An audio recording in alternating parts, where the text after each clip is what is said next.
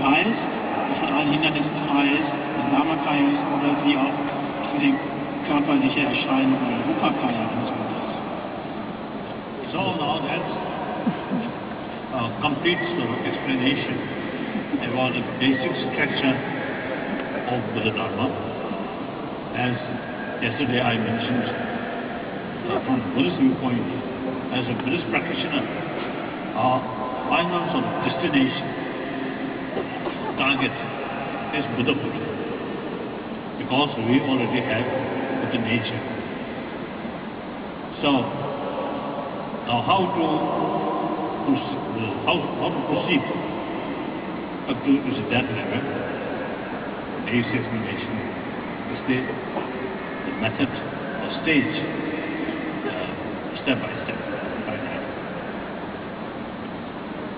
So it's, I think those people who may be a beginner, then when you hear these things, looks very complicated.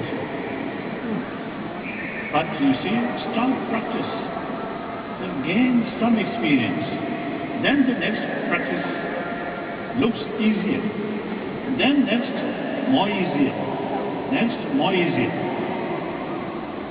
So don't discourage and don't lose interest for study.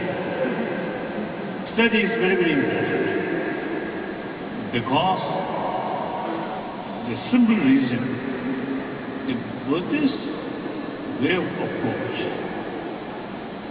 the transformation of this very mind transformed into Buddha's mind, we have to utilize maximum intellect. Through that way, this ignorant mind eventually becomes enlightened mind. So therefore, study is very, very important. In the meantime, knowledge must implement.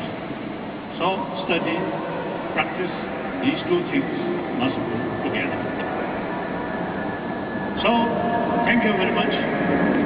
I hope you are not, so to say, not boring, or I hope not wasted your time or your energy. Thank you.